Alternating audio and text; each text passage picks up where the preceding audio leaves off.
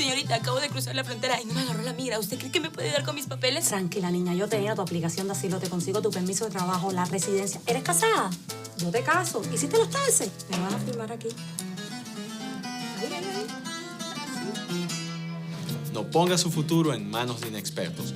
Mi equipo de abogados licenciados en inmigración y yo abogaremos por sus derechos e intentaremos ayudarlo a alcanzar el sueño americano. Regresando con Agárrate, quiero invitarte a que visites la sede física de Farm Aid Pharmacy que queda en Pembroke Pines. Visítalos porque ahí ellos tienen la oferta de que si consigues un medicamento más económico en otras farmacias, ellos te van a igualar el precio. Además, si necesitas medicinas y solo cuentas con las instrucciones del médico de tu país de origen, con esas instrucciones, Farm Aid Pharmacy te va a vender todo lo que necesites. Y pues te voy a dar la recomendación que siempre doy cuando alguien me pregunta cómo venir a Estados Unidos y tener un estatus migratorio. Definitivamente hazlo con una certificación laboral, porque la certificación laboral te lleva muy rápido a una residencia permanente aquí en Estados Unidos. Yo siempre recomiendo los servicios de nuestros aliados de denuncia legal, porque ellos trabajan de la mano con empleadores que te van a dar ese trabajo estable que necesitas para obtener la certificación laboral. Así que comunícate con ellos al número telefónico que tienes en pantalla y la primera cita va a ser totalmente gratis.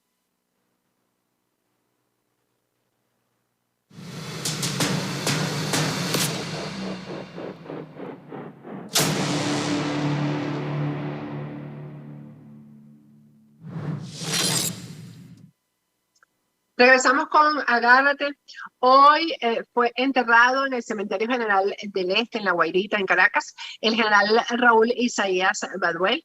Bueno, la verdad es que curiosamente enterraron el cadáver y no lo cremaron, cosa que es extraña porque hasta este momento siempre el régimen y las autoridades sanitarias en Venezuela, cuando una persona muere de COVID, pues se niegan a entregarle el cuerpo a las personas, a los familiares.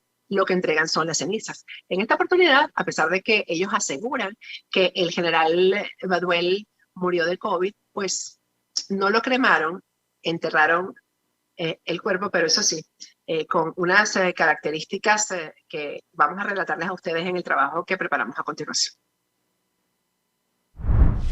El general Raúl Isaías Baduel, el mismo que cambió el destino de Venezuela en abril del año 2002, cuando usó su influencia en los cuarteles para reinstalar a Hugo Chávez y su revolución en Miraflores, fue asesinado por los esbirros que esa misma revolución creó para sostenerse en el poder con el para siempre de la injusticia y la represión. Pero como no hay crimen perfecto, 2 testigos presenciaron las últimas horas del general. Su propio hijo, Josnar, preso por el caso Gedeón, y el capitán Juan Carlos Caguaripano. Contrario a todas las normas de humanidad, la familia del general Baduel se enteró de su muerte a través de las redes sociales por el anuncio del fiscal del régimen, Tarek William Saab, quien ya había determinado varias horas antes de una autopsia controlada que la causa del fallecimiento era el COVID. Después, las hijas de Baduel recibieron una llamada de su hermano, también preso, quien, literalmente apuntado por 2 esbirros del SEBIN, se vio obligado a corroborar la especie oficialista del COVID, a pesar de que él había sido testigo de lo que realmente ocurrió. No contentos con obligarlo a hacer la llamada, los matones del SEBIN pretendieron forzar a Josnar a grabar un video, a lo que el joven se negó pese a las amenazas de muerte.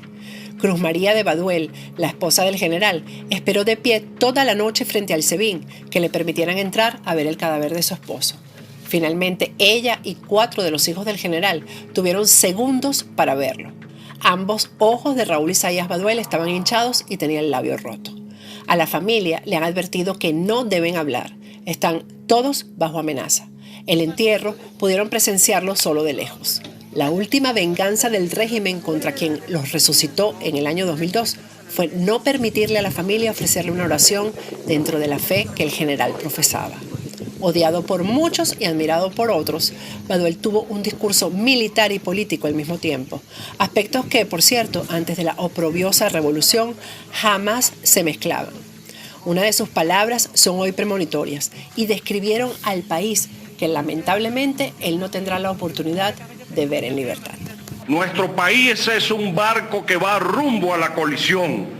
para definitivamente con ese golpe de timón enrumbarlo hacia puerto seguro inmediatamente, por razones superiores ajenas a grupos de interés político y económico, porque nuestra vida, la de cada uno de nosotros, está en peligro, venezolanos y venezolanas.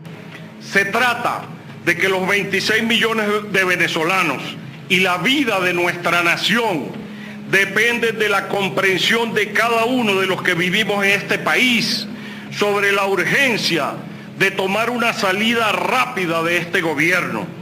Un día más es un día menos para salvarnos.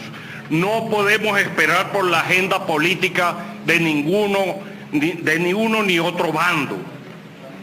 Tomando las palabras del Papa Santo Juan Pablo II, llamo al pueblo venezolano a que despierte y reaccione. Tenemos que movilizarnos en nuestra propia defensa, con un solo objetivo, nuestras familias y el país, sin dejar que otros nos distraigan con agendas politiqueras subalternas. Tenemos que informarnos de qué se trata esto del fin del negocio petrolero y los 5 enemigos que lo van a obligar a desaparecer. Allí se nos va la vida, ese es el asunto vital para nuestro país. Ese es en verdad el tema nacional, sin maquillajes, o seremos unos mendigos en un plazo mediano, que es ya. A todos mis compañeros de armas, debo decirles que tuvimos una insurrección cambiando el país para mal. Sus grados no son nada para este régimen que controla todos los poderes. Cuando vemos cómo pisotean a cualquier alto oficial sin importar lo previsto en la Constitución y las leyes.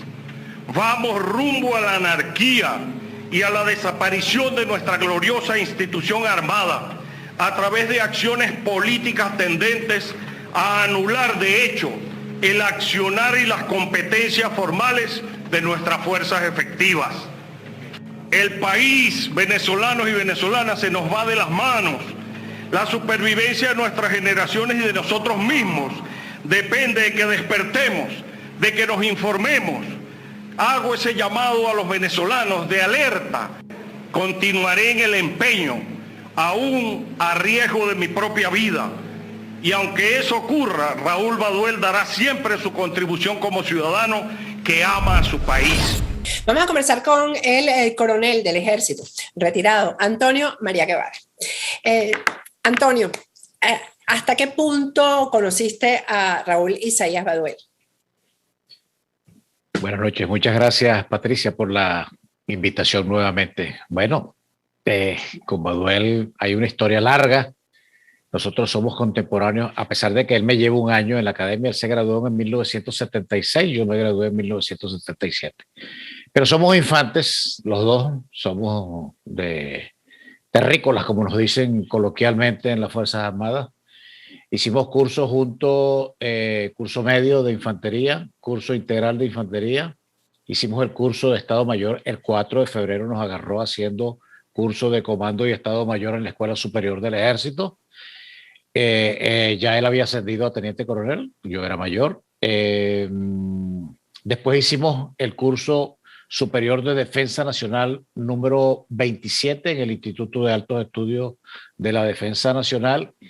Y antes habíamos compartido comando porque él era comandante del batallón de infantería Piar en Barquisimeto y yo era comandante del batallón de infantería Páez en San Felipe, estado de Yaracuy.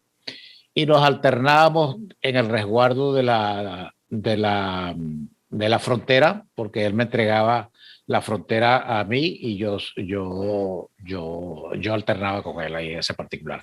De manera pues que estamos hablando de toda una vida profesional compartida, pues.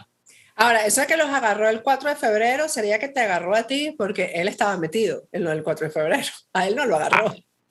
No, bueno, digo, nos agarró el 4 de febrero en la escuela superior porque estábamos haciendo curso y cuando reventó el problema, que nos llegamos todos en la mañana, algunos, bueno, yo llegué sorprendido, me imagino que él no llegó sorprendido. Exactamente. Y nos concentraron en un aula ahí a esperar el desenlace de los acontecimientos. Eso fue todo el día del 4 de febrero. Bueno. como te decía. Y cuando tú lo viste, ¿te imaginaste que él sabía o cuál fue? No, realmente no, porque a pesar de que profesionalmente él sonaba. Él sonaba cada vez que había un desarrollo conspirativo, sonaban algunos nombres y el nombre de él sonaba. Pero claro, no sonaba tan fuerte como sonó el de Chávez, como sonó el de Urdaneta, como sonó el de Acosta Chirino o de Arias Cárdenas. Pero por lo menos de esos 4 comandantes y del famoso episodio de noviembre de 1989, cuando detuvieron a los 11 que les hicieron un expediente bien voluminoso. Él no estaba metido allí, había sonado, pero había sonado muy poco. ¿Era realmente capaz como militar? Bueno, él era un profesional serio, una referencia, un profesional promedio, un profesional que en sus cursos de profesionalización y en su proceso de formación en la Academia Militar, podemos decir que era un oficial que se mantuvo en los cargos promedio. De hecho, creo que se graduó en su promoción como que creo que fue de número 11. O sea, estuvo bien ubicado y como oficial de infantería fue un oficial que era una referencia. Ahí sí puedo decir porque yo compartía mucho con él como oficial del arma de infantería también. La reina de las batallas. Sí. A mí, me han preocupado un poco lo que he visto en las redes sociales, porque nunca fue santo de mi devoción después de lo del 11 de abril. Creo que él cometió un grave error y lo pagó con la vida. Definitivamente lo pagó con la vida. Pero lo pagó, ¿no? También fueron años de cárcel que, pues, no justificaron nada de lo que pasó.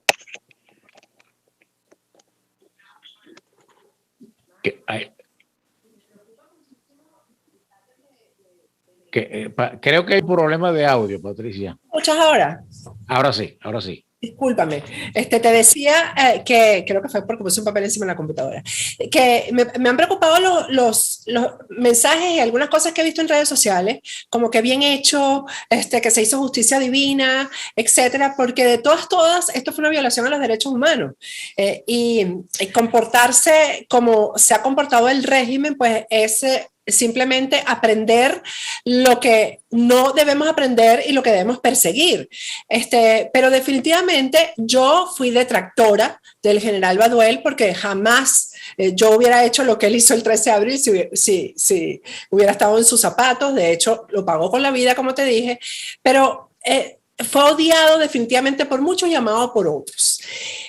¿Qué pasa en los cuarteles después de que esto ha ocurrido? De que esta noticia, pues además nos sorprendió a todos, porque definitivamente es un preso político militar importante, era. Es el número 10 que muere ya y uno dice, bueno, ¿hasta cuándo esto y no pasa nada, no? ¿Pasará algo ahora entre los cuarteles que se sabe cómo fue lo de Raúl Isaías Baduel?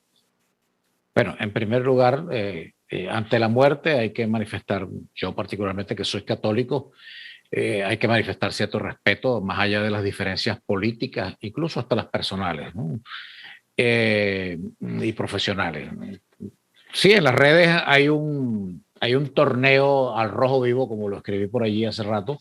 Hay un torneo al rojo vivo entre los que amaban a Raúl Baduel y los que lo odiaban. Allí hay un historial que es respetable, pero que es producto de cosas que se han atesorado de estos últimos 23 años de revolución, después que llegó la revolución en 1998, que nos ha parcelado y que nos ha posicionado para todo. Antes era entre Magallanes y Caracas, pero ahora ya es entre muchas cosas muy puntuales, entre paréntesis. ¿Qué va a pasar en los cuarteles? Yo particularmente aprecio que no va a ocurrir nada. No va a ocurrir nada porque quienes manifiestan que puede ocurrir algo no conocen la histórica dinámica que ha habido en los cuarteles cuando alguien está retirado y está afuera montando un liderazgo. La última oportunidad que ocurrió en Venezuela el caso de un ministro de la Defensa pasado a retiro y se alzó es el caso del general Jesús María Castro León en 1960.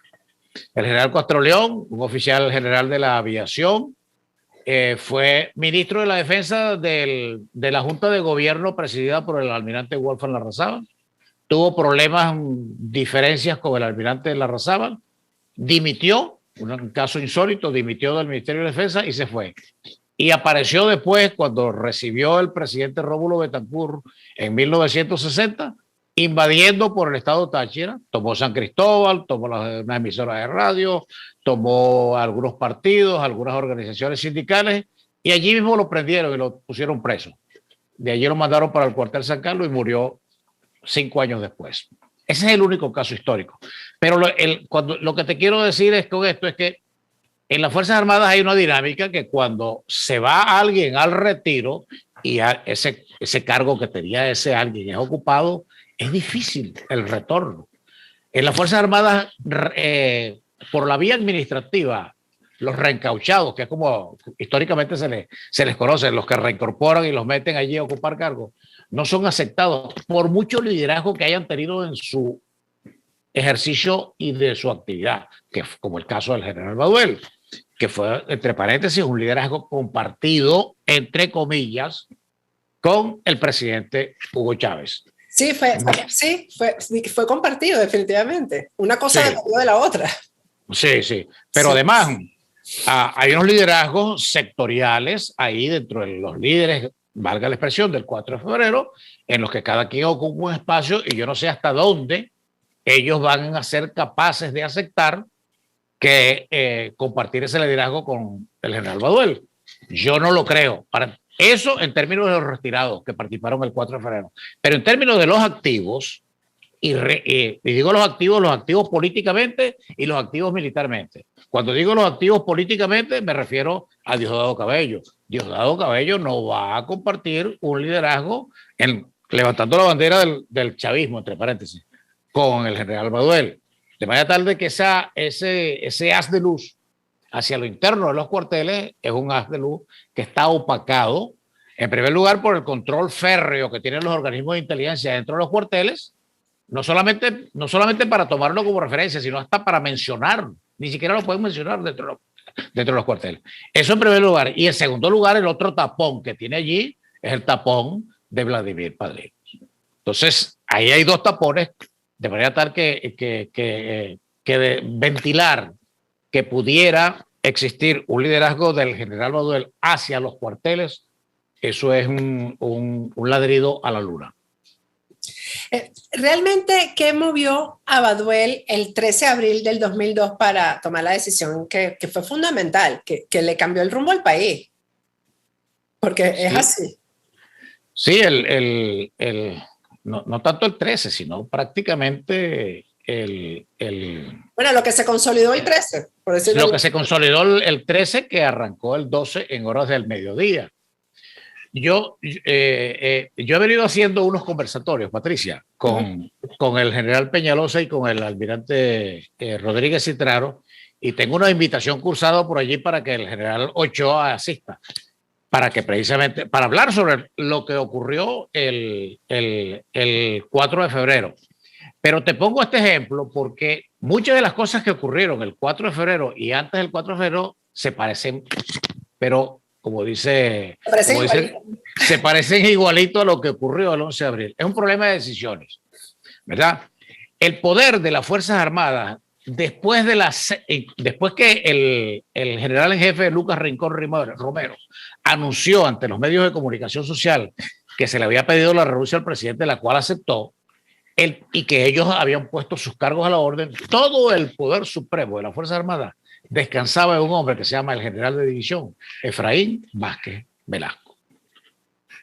Y tan descansaba en él que a las 6 de la mañana, cuando anunciaron la designación de Pedro Carmona Estanga como el encargado del Poder Ejecutivo, él estaba ahí al lado, junto con el vicealmirante Ramírez Pérez, que era el ministro de la Defensa in pectore, ¿verdad? Entonces, el hombre más poderoso hasta ese momento, el poder de toda la República en ese momento lo tenía el general de división Efraín Vázquez Velasco. Hasta que hubo la juramentación, las designaciones en el Palacio de Miraflores y se empezó la cadena de errores. Por supuesto, a veces tú para batear un jonrón no hace falta que tengas el poder que tiene Miguel Cabrera ni el otro muchacho que es jonronero allá en las Grandes Ligas venezolanas. No, hace falta simplemente que el pitcher te mande una bombita. Y lo que se le presentó en esa oportunidad, no solamente al general Baduel, sino a todos los factores que vieron eso como una oportunidad, tanto como para el retorno de Chávez, como para también ganar oropeles con base a una cadena, a una ristra de errores que se venían cometiendo desde las 6 de la mañana hasta las 12 del mediodía, que ya eso estaba consumado. Pues. Ya se veía que, o sea, la breve presidencia de Pedro Carmona Estanca empezó con un tiro en el ala desde el mismo momento en que el general de división Efraín Vázquez Velasco no aceptó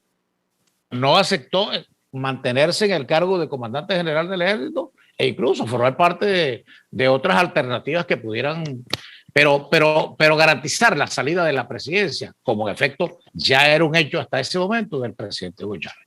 Entonces el accionar de Raúl Baduel es un accionar que se dio prácticamente con todas las puertas abiertas y sin hacer mucho. Porque no solamente lo hizo Raúl Baduel, que era comandante de la brigada de paracaidistas, sino que ahí hubo la participación de un grupo de generales de división, como el general de división García Montoya, el general de división Acevedo, que después fue comandante general de la aviación, un grupo grande, y el general Uzcategui Duque, que también participó en esa actividad. Pero claro, el hombre que mantenía el poder de fuego en ese momento, la unidad operativa estructurada de línea y también como parte de una referencia del 4 de febrero, era el general Raúl Baduel. Esa es, palabras más, palabras menos, la historia de qué fue lo que ocurrió en esa famosa operación por la restitución de la dignidad y de la Constitución Nacional. Ahora, quizás esto no influya o no haga ruido en los cuarteles. Entonces, ¿por qué la persecución contra Baduel? Porque lo que se decía es que era peligroso para el régimen, que era un factor fundamental si estaba en libertad en la calle, que su activismo político podía hacerle daño a la sobrevivencia pues, de la revolución esta oprobiosa. Entonces, ¿por qué la persecución si no era un factor fundamental? Bueno, no era un factor fundamental en términos de lo que te acabo de señalar, pero para el régimen, que a todo le saca punta hasta una bola de billar, el régimen, ¿qué ocurre? El militar emblemático del 4 de febrero era hasta ese momento Raúl Baduel, que formaba parte de los 4 juramentados ante el Samán de Güeres, etcétera, etcétera, y toda esa narrativa que se ha estructurado en torno al origen del movimiento bolivariano revolucionario 200 de aquella oportunidad. Entonces, si algo maneja muy bien el régimen es el terror, el miedo, sembrar el miedo. El régimen también está consciente de que su sostén, su soporte fundamental reside en torno a las Fuerzas Armadas Nacionales. Y entonces, mientras mantenga a Raúl Baduel preso, es un mensaje muy claro de temor, de miedo, de terror que está mandando hacia lo interno. Si lo hacen con Raúl Baduel, ¿qué no van a hacer conmigo? Es lo mismo que como tienen presos los 4 policías militares, los 3, que quedan 3, ¿no? 3 policías metropolitanos. Horrible eso. 17 años, pero eso es un mensaje muy claro. Ese es un mensaje muy claro que el régimen está mandando. Eso es, entre paréntesis, son instrucciones del rey desde La Habana, porque precisamente desde allí se siembra miedo y se siembra terror entre, bueno, si lo haces, esto es lo que te va a pasar. Es más, ahora, con la muerte del general en prisión, esto lo van a explotar de cara hacia lo interno de los cuarteles para precisamente tratar de desmovilizar y desmantelar cualquier tipo de reiniciativa que esté pensando alguien allá dentro de los cuarteles. Y hasta el momento eso les ha dado suficiente rédito en la institución como para mantener desmovilizado cualquier reacción. Sí, es que por eso decía al principio que no solamente violan derechos humanos, sino que se jactan de eso. Es decir, no lo esconden precisamente por eso, porque el mensaje que quieren dar es, tú puedes ser el próximo. Exactamente. Y les ha dado rédito. Les ha funcionado con todos los sectores, además, con los periodistas, les ha funcionado con los médicos, claro. con los sindicalistas, les ha funcionado a todo nivel. Sí, porque paralelamente a eso, ellos tienen otro elemento distractivo, que es por lo menos en este momento el elemento distractivo son las elecciones en noviembre. Entonces, el resto de la opinión pública y de la sociedad está focalizado. Mañana o pasado mañana, ya todo el mundo estará focalizado precisamente en el tema de las elecciones. Y el tema, desafortunadamente, del general Baduel y su muerte allí en prisión va a pasar a un segundo plano. Ya de hecho está pasando a un segundo plano. Sí, ya casi no se está hablando de eso. Bueno, gracias, Antonio. Muchísimas gracias por habernos atendido. Gracias a ti, Patricia, por la invitación. Estamos a la orden. Gracias. Vamos a ir a un corte y al regreso seguimos con Agárrate.